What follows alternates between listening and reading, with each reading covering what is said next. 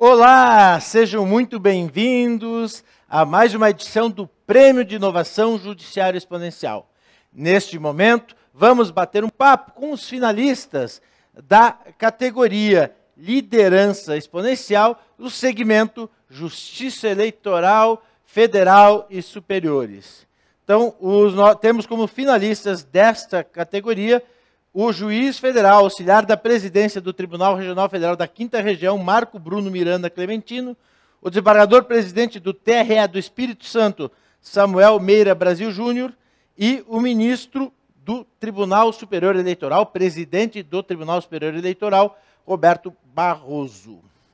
Nesse momento, então, vamos começar o nosso bate-papo com Marco Bruno Miranda Clementino, juiz federal do Rio Grande do Norte, em auxílio à presidência do TRF5. Doutor Marco Bruno, seja muito bem-vindo, muito obrigado pela sua presença, parabéns a ti, parabéns a todo o time do TRF5 e, por reflexo, a Justiça Federal do Rio Grande do Norte, que todos são vencedores. A gente sabe que líder é o que consegue entregar resultado através das pessoas, e eu sei dos inúmeros resultados que tem conseguido entregar aí ao longo dos últimos anos. Parabéns. Eu gostaria de começar o nosso bate-papo, doutor Marco Bruno, lhe questionando sobre o que gostarias de destacar, o que gostaria de chamar a atenção na linha dos efeitos da tecnologia e inovação, o que isso representa hoje na administração, aí, nesse auxílio à presidência do TRF5, o que representou também na Justiça Federal do Rio Grande do Norte, esse destaque todo dessa instituição, que é uma referência aí para toda a justiça brasileira. Inicialmente eu queria cumprimentá-lo, Piccolo, e dizer da minha imensa honra e do imenso orgulho de poder estar aqui hoje, né, apresentando um pouco do nosso trabalho e concorrendo a esse prêmio tão especial e tão importante, em particular na companhia do meu queridíssimo amigo, desembargador Samuel Brasil, né, e do eminente ministro Luiz Roberto Barroso. Quero também fazer um registro, eu diria, carinhoso, afetuoso, a toda a equipe do Tribunal Regional Federal da 5ª Região, como também da Seção Judiciária do Rio Grande do Norte. Eu acho que eu represento basicamente o trabalho valoroso de impacto que essas duas equipes têm desempenhado e oferecido ao Brasil como experiência, como inspiração para a transformação da justiça. Eu diria que, bom, Piccolo, eu tive um tempo na gestão da nossa instituição, como diretor do foro da Seção Judiciária do Rio Grande do Norte, por 4 anos, e há apenas 5 meses estou auxiliando o presidente Adilson Nobre na administração do TRF da 5ª Região. Eu diria que, do ponto de vista do TRF, o legado imediato que a tecnologia vai nos deixar, dado o histórico, né, de sucesso do nosso tribunal nessa área, né, não custa lembrar que nós fomos o primeiro tribunal do país a implementar o processo judicial eletrônico, PJE, e fomos o primeiro desenvolvedor do sistema, foi o nosso projeto piloto, que terminou sendo nacionalizado e exportado para o país inteiro. Mas me parece que, neste momento, a grande contribuição da tecnologia, Piccolo, tem sido a conexão da nossa região e o oferecimento de um novo modelo de gestão. Você sabe, porque tivemos recentemente uma parceria muito interessante com o evento Acendendo o Candeeiro, que foi o evento de criação da rede, o evento que, por meio da qual se festejou, eu diria, a criação da rede de inovação da Justiça Federal da 5ª Região. Nós tivemos, basicamente, esse passo, né, acendendo o candeeiro, que a nossa região tem dado no sentido do estabelecimento de uma política de inovação em rede, uma política de inovação horizontal, e essa política tem sido pautada, deflagrada a partir do desenvolvimento de projetos tecnológicos. A nossa região sempre, nós carinhosamente na Justiça Federal chamamos a área de jurisdição dos nossos tribunais de região.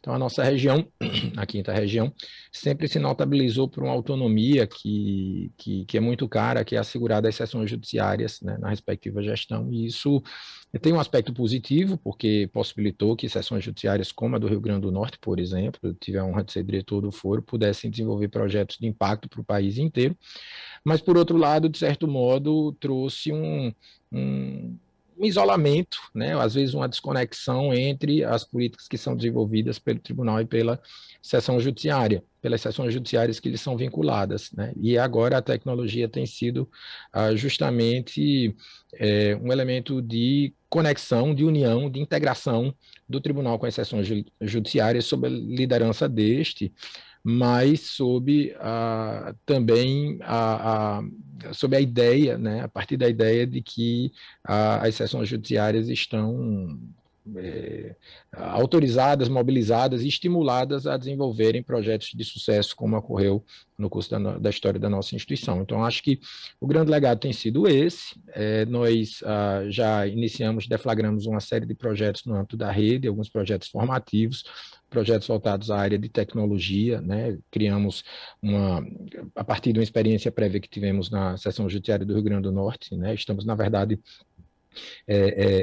enfim, já está criado o projeto, será iniciado agora no início de outubro. Criamos uma residência regional com times regionais,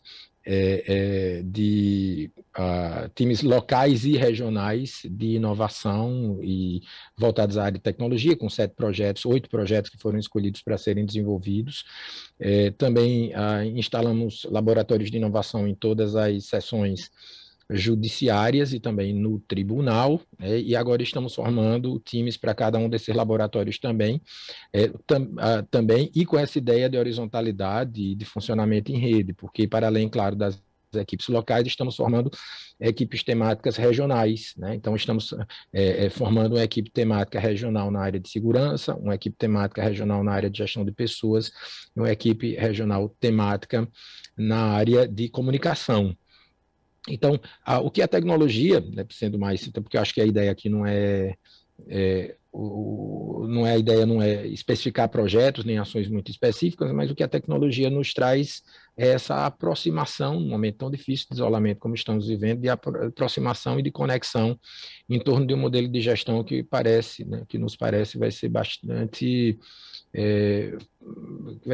promissor nos anos que virão, interferindo em todos os campos de atuação da Justiça Federal da Quinta Região, inclusive na área judiciária.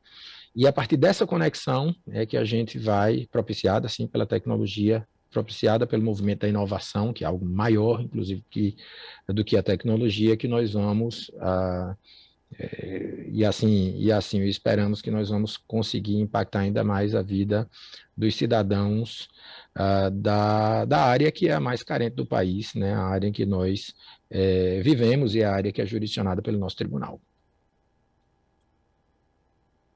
Okay, muito obrigado, doutor Marco Bruno Miranda Clementino.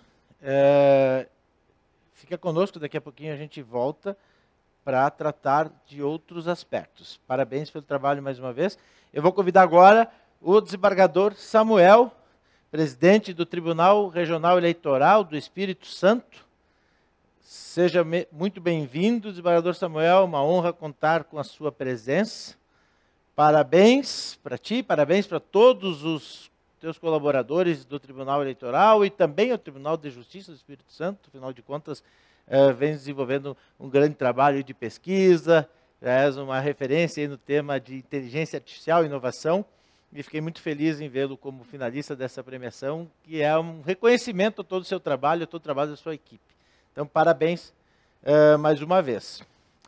Diante desse cenário, desembargador, de estar à frente de uma instituição tão relevante quanto o Tribunal Regional Eleitoral, o que a tecnologia, o que esse movimento de inovação representa diante dos aspectos de gestão, diante de todo esse cenário de transformação digital que a gente vem vivendo em nossas instituições?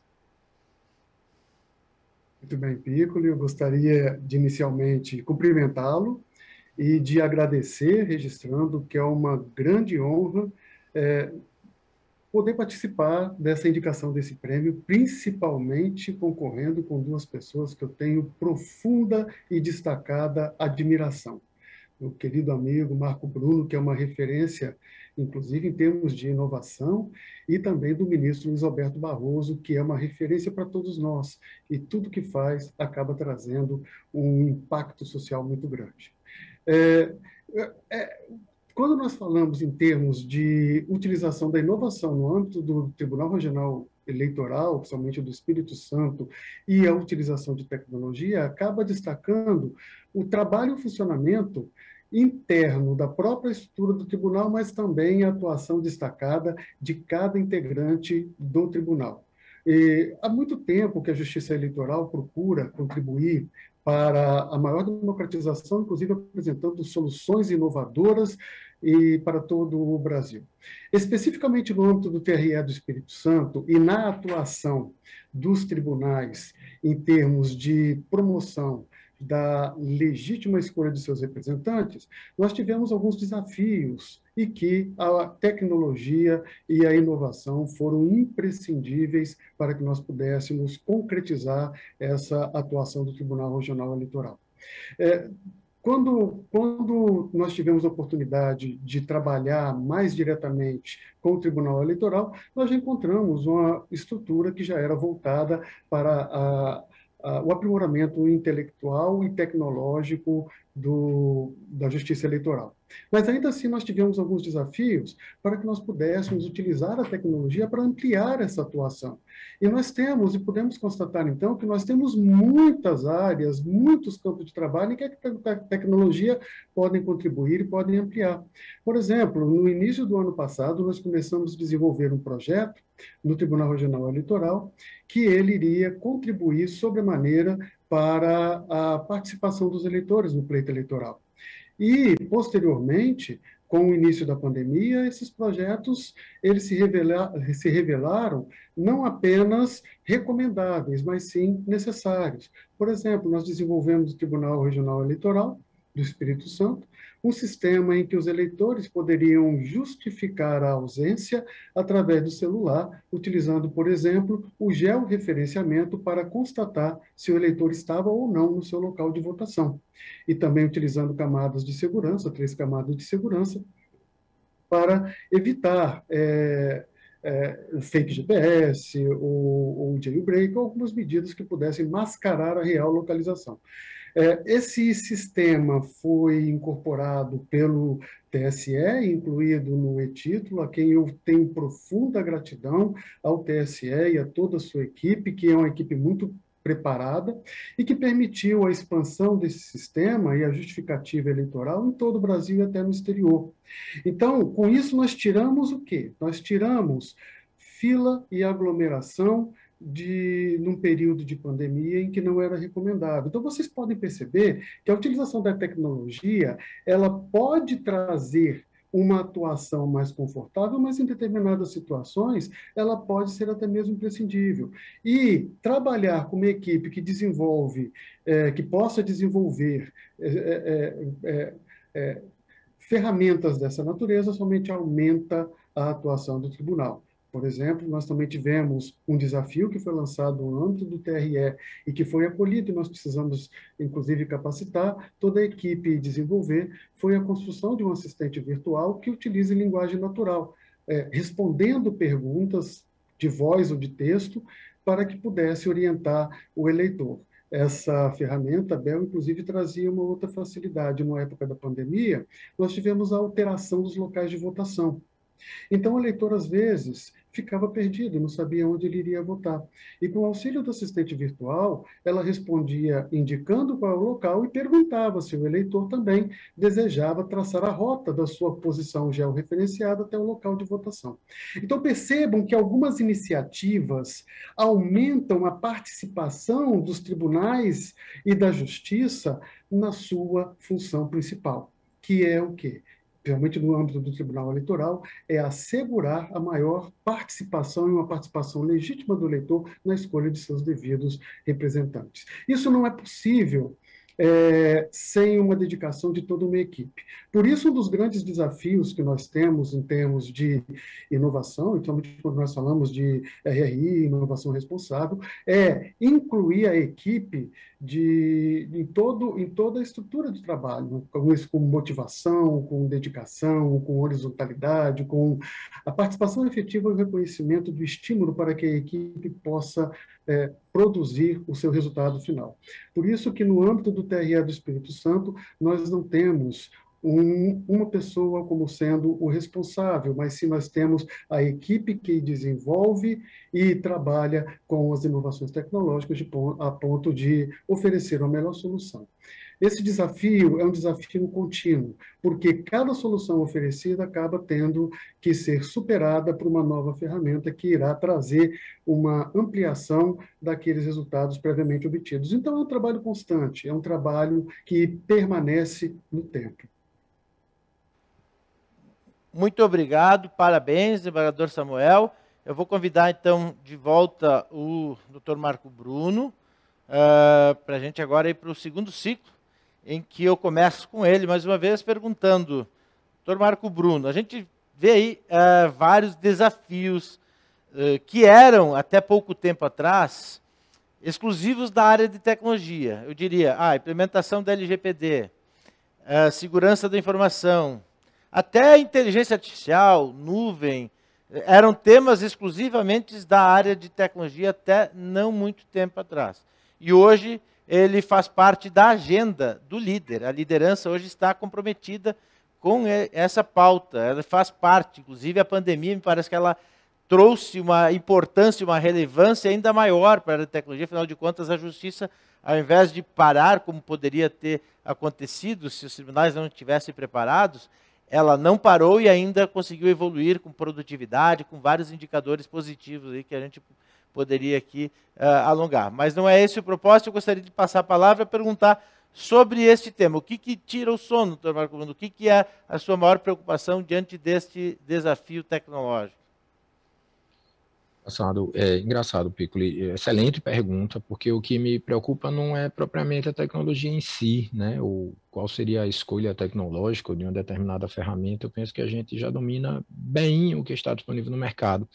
Eu acho que nós temos dois desafios essenciais, fundamentais. O primeiro desafio é fazer com que o nosso juiz, o nosso servidor, compreendam que, na verdade, tecnologia não é mais um problema da área de tecnologia da informação. Ou seja, acho que um grande desafio é espraiar a cultura digital, é perceber que uma ferramenta tecnológica nos pertence tanto quanto nos pertencia no passado uma folha de papel.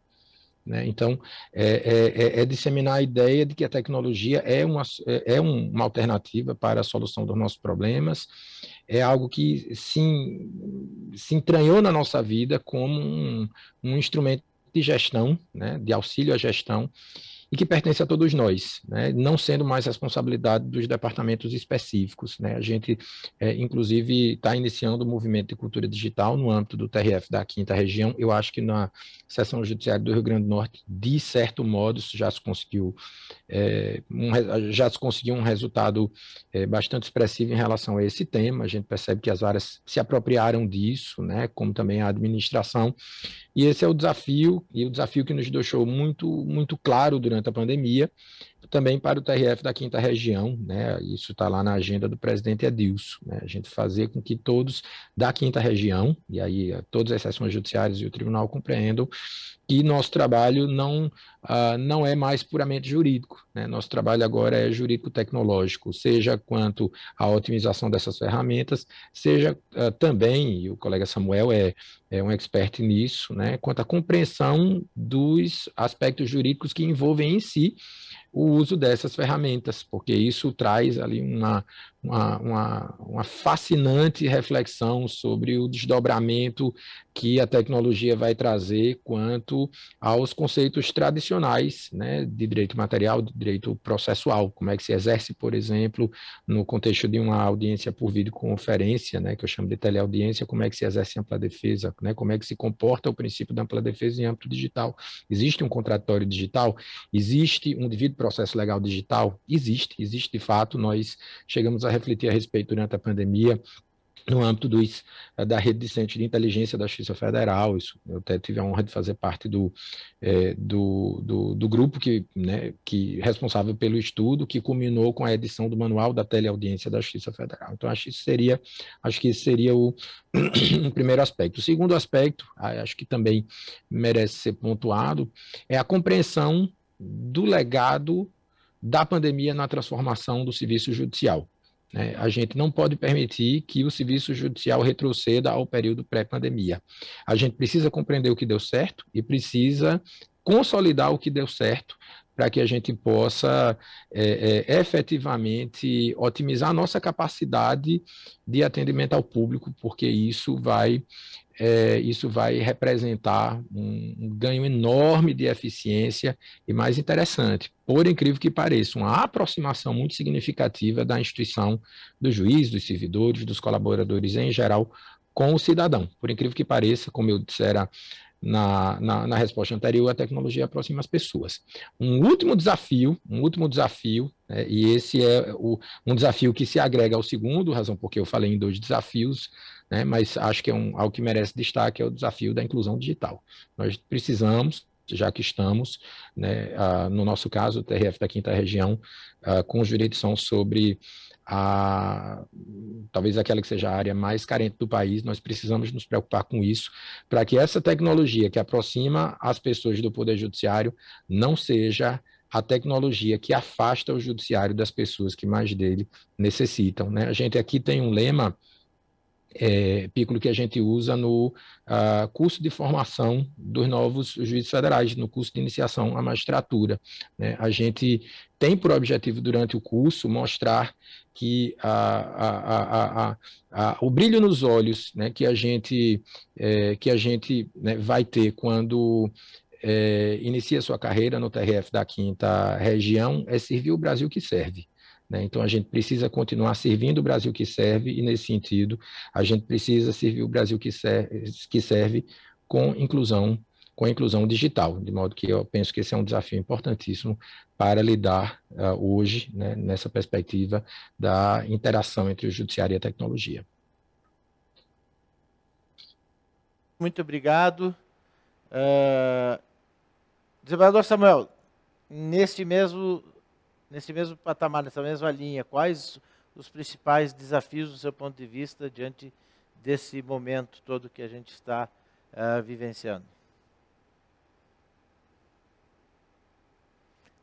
Microfone. Isso, muito obrigado pela pergunta, Piccolo. São vários desafios e também algumas preocupações.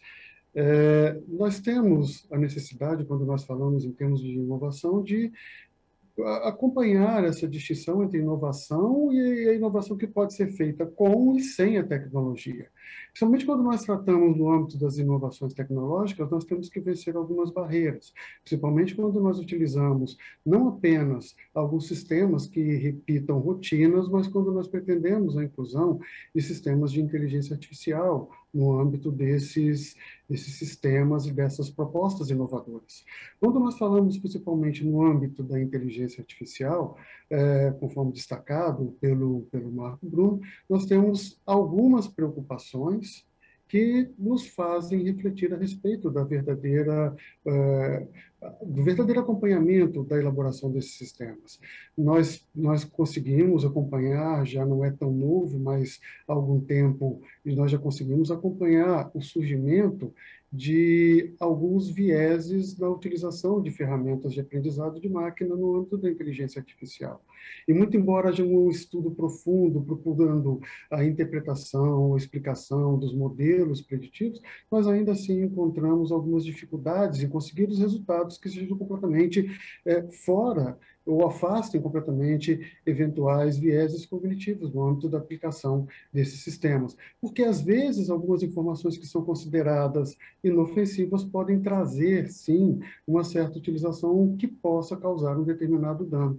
Por exemplo, o local de residência de uma pessoa pode não ser uma informação assim de uma classe protegida ou um atributo protegido, mas usada indevidamente, o local de residência, o endereço, pode sim ser utilizado com um viés discriminatório. Então, existem algumas diferenças no âmbito da inovação, para que a inovação possa ser feita de forma responsável. E para que todas as ferramentas tecnológicas que sejam oferecidas no âmbito de utilização, elas sejam feitas auditáveis e, principalmente, pensadas no ser humano. Então, o desenho dessas ferramentas tem que ser centrado nos seres humanos.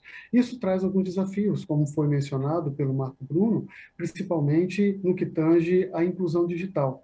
Nós não podemos conceber uma evolução tecnológica sem que haja uma inclusão digital, sem que haja uma efetiva participação daqueles a quem é destinada a atuação do Poder Judiciário. Nós já tivemos o relato de algumas comunidades que tiveram dificuldade de agendar a data de recebimento de dose da vacina, porque eles não tinham acesso à página da internet ou ao computador para poder fazer esse agendamento. Então, nós precisamos trabalhar com inovação, sem tecnologia e com tecnologia. Precisamos utilizar, sim, as ferramentas que são disponíveis, mas precisamos fazer isso de forma responsável, com absoluta inclusão digital. E, por fim, uma outra preocupação que tem que ser levada em mente durante o desenvolvimento dessas ferramentas é principalmente a humanização da tecnologia. A tecnologia ela deve ser desenvolvida para servir o ser humano, e não o contrário.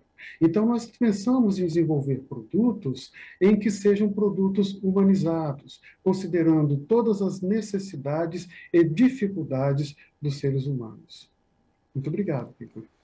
Muito obrigado, desembargador Samuel. E agora, para um último ciclo, uma última rodada, eu gostaria de ouvir do Dr. Marco Bruno em relação à sua visão sobre o futuro. A gente já percebe movimentos de retomada de atividades presenciais, ao mesmo tempo a tecnologia conquistou um patamar bastante elevado nas prioridades das instituições. Como o senhor vê essa retomada, como o senhor acha que vai acontecer o amanhã com essa priorização, na verdade? A gente tem aí, quando se ouve as instituições que pesquisaram sobre a preferência das pessoas que responderam às pesquisas, a maior parte prefere o modelo híbrido, uma parte atuando de forma remota, mas também precisando daquela vivência, daquela presença física que faz parte desse processo de evolução como sociedade, né? A interação entre as pessoas, o calor humano, isso tudo é importante a retomada. Qual é a sua visão de futuro diante desse cenário, doutor Marco Bruno? Eu vou começar a sua resposta da forma a colega Samuel, querido amigo, falou em humanização da tecnologia. Eu vou vou começar com a expressão que você certamente não vai entender, porque é algo bem nordestino, e eu diria bem potiguar. Não sei se você sabe, mas a palavra cheiro tem um sentido figurado bastante especial aqui na região Nordeste, em particular no Rio Grande do Norte. Cheiro, na verdade, digamos assim, é um beijo carinhoso e leve que você dá numa pessoa, né? Na verdade, quando você quer fazer um carinho na sua namorada, você não dá um beijo, você dá um cheiro, né? Um cheiro. E essa palavra cheiro é que me traz, né, algumas reflexões. Você sabe que tudo para mim é positivo, né, Pico? Eu e o negativismo, né, Samuel, não lidamos bem, né? Não lidamos bem, não dá liga, né? Então eu sempre tenho visão positiva das coisas, né? Acho que faz parte desse estímulo que eu recebo dessa ideia de inovação sobre a qual estamos discutindo.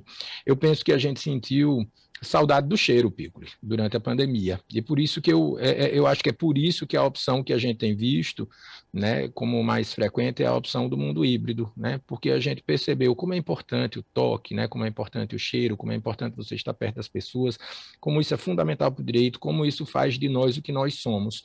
Por outro lado, a gente vai ter um legado muito positivo, né? Como eu disse, a tecnologia aproximou as pessoas, né, para que a gente percebesse que o cheiro virtual, né, Samuel, que o cheiro virtual também vai existir. E o que é que significa o cheiro virtual? Significa dizer que não existe mais impedimento territorial a que nós pratiquemos atos processuais.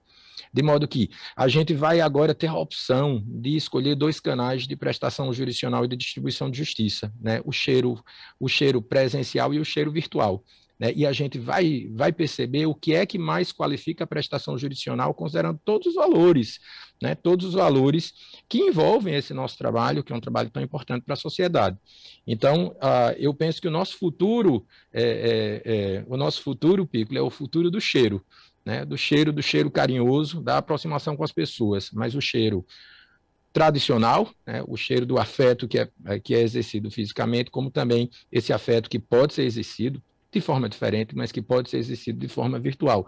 E, nesse sentido, a gente vai perceber, sim, que grande parte do nosso acervo vai se submeter ao cheiro virtual e a gente vai começar a desenvolver, né? Eu acho que é o nosso desafio nas escolas de magistratura, né, Samuel? Como é que a gente, né, exerce um sentimento, um afeto em âmbito virtual, né? Do ponto de vista, Samuel, que é professor de ética, né? Do ponto de vista ético-filosófico, é algo fascinante para a gente começar a desenvolver a partir de agora. Inclusão digital, né, Samuel, é apenas uma pequena vertente, né, de um grande leque, né, de opções, de um grande horizonte que se abre diante de nós.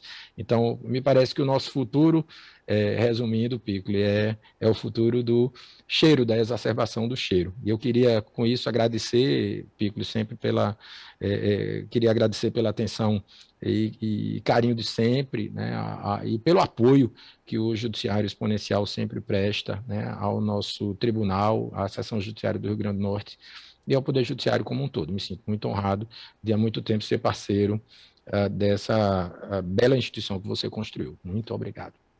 Muito obrigado, fico emocionado, doutor Marco Bruno. Agora vou passar a reconsiderar o cheiro como outra representatividade dele. Muito bom. Desembargador Samuel, e aí, Bom, o senhor poderia considerar para a gente fechar o nosso ciclo aí? Qual a sua visão do amanhã em relação a tudo isso que a gente considerou? Não existe um amanhã sem essa humanização falada pelo Marco Bruno. Não existe um amanhã em que a tecnologia se torne um fim em si mesma e que não possa simplesmente ser utilizada para ampliar as relações interpessoais dos seres humanos. E é nesse caminho que nós temos que trilhar. Nós temos que pensar uma visão de futuro em que a tecnologia possa ser utilizada apenas no sentido de ampliar a interação humana, ampliar aquilo que é mais caro para o ser humano. E é nesse ponto que nós temos que também trabalhar com aqueles desafios e com aquelas preocupações que eu enunciei. Quando nós tratamos, por exemplo, do uso de tecnologia e de inovação no âmbito das relações interpessoais, não é apenas visando a um resultado que ignore completamente as necessidades do usuário, do ser humano.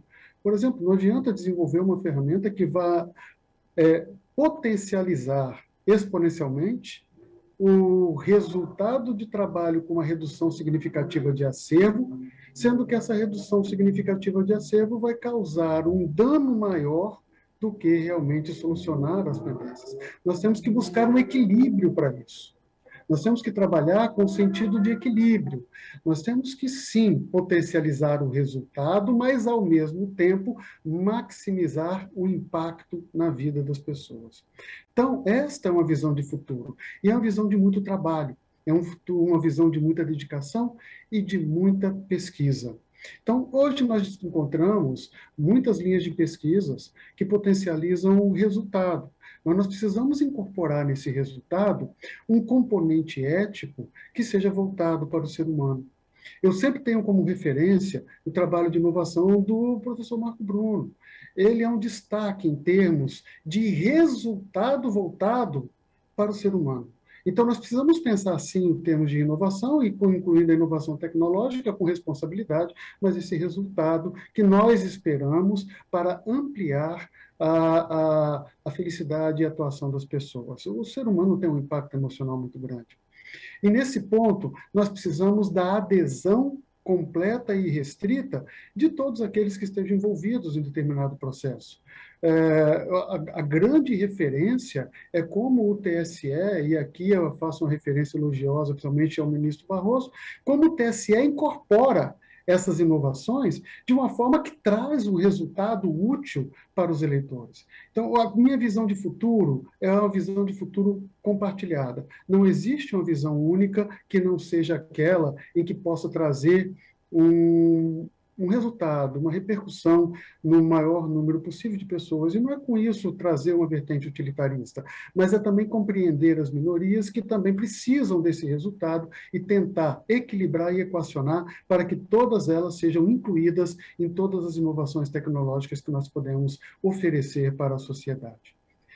Muito obrigado, Piccolo. Eu agradeço principalmente essa oportunidade desse diálogo com o amigo querido Marco Bruno, com o ministro Barroso. Eu tenho muito respeito e profunda admiração, e principalmente, Piccolo, com o trabalho do Judiciário Exponencial, que começou e está subindo exponencialmente para demonstrar como é necessária essa inserção em todos os segmentos da justiça. Muito obrigado. Muito obrigado, desembargador Samuel. Fiquei muito feliz e honrado com a presença de vocês. Esse reconhecimento é mais do que merecido a ambos. Vocês já são vencedores, ganharão essa distinção. Espero que possam estar presencialmente ou virtualmente no palco no dia 5 de outubro, para a gente comemorar, brindar, enfim, esse reconhecimento a vocês e às instituições, as pessoas no centro de tudo, as pessoas que fizeram essa diferença acontecer, que estão apoiando vocês nessa jornada e esse lindo trabalho que vem desenvolvendo cada um na sua instituição. Muito obrigado e parabéns.